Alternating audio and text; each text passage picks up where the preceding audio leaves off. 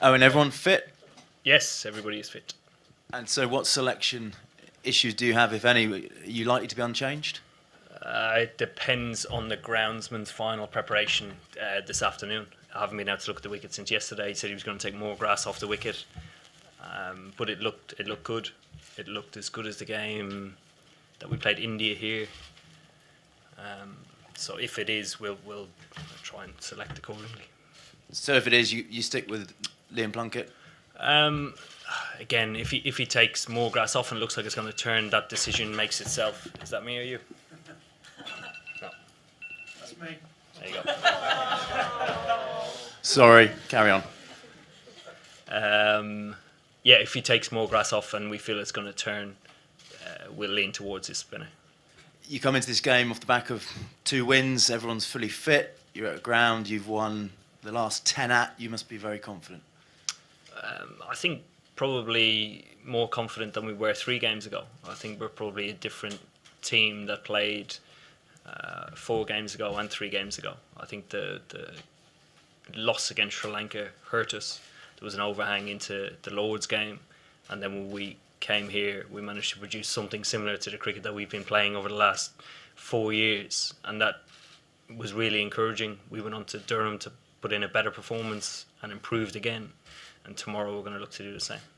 In terms of the Edgbaston crowd, they're quite loud. Obviously, Australia big rivals. Can they help you? Can they make it tricky for Australia tomorrow? I think that's part and parcel of being the host. You've a little bit of home advantage.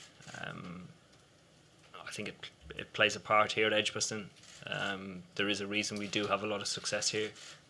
The wicket tends to suit us, but also the support as well. And finally from me, Glenn Maxwell, there's some doubt over his selection. What do you make of him? Is he a danger man in your eyes for Australia? Oh, he is and has been for a long time. We're presuming he's playing. We're just preparing for all 15 to play. Whatever team they come at us with, hopefully we've picked, I suppose, the best plans and the best team to counter that. Yes, in the back. Back of the room. Oh, sorry.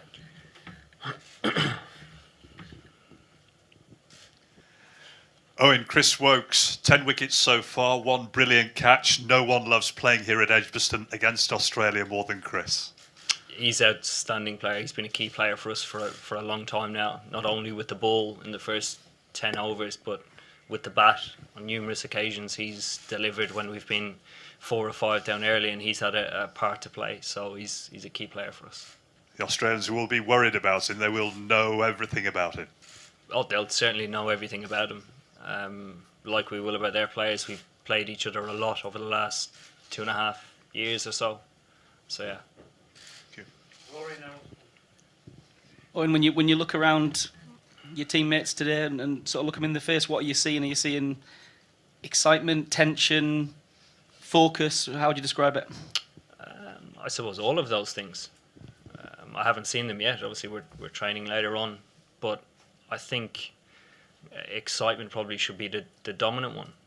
Everybody is excited and has been the last couple of days to play this game. It's a semi-final of a World Cup. I think the fact that throughout the group stages for a while getting through to this stage looked unlikely or was called into question, I think that makes it more exciting for us. BBC and then Dan. Thank you.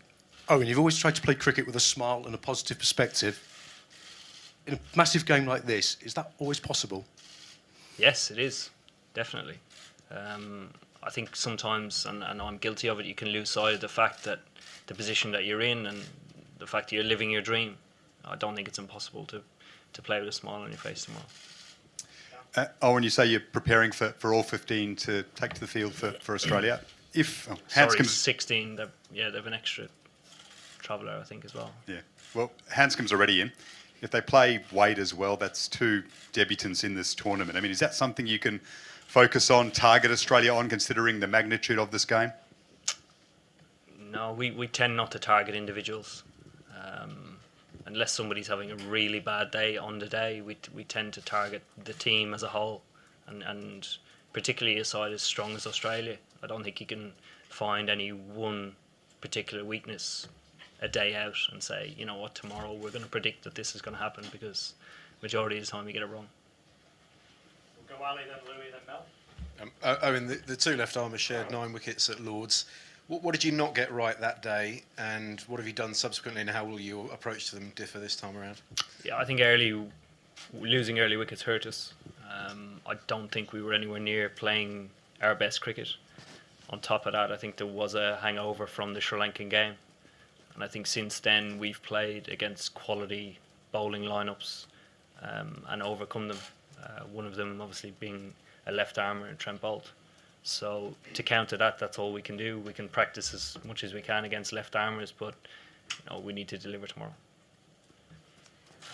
Oh, and sometimes you see batsmen who are dropped in an innings, and you've experienced this, and it seems to free them to go on and just make the most of their second life. Is that kind of what it feels a bit like when you were talking about having that fear when you had those losses, and now you've almost got this freedom to go for it?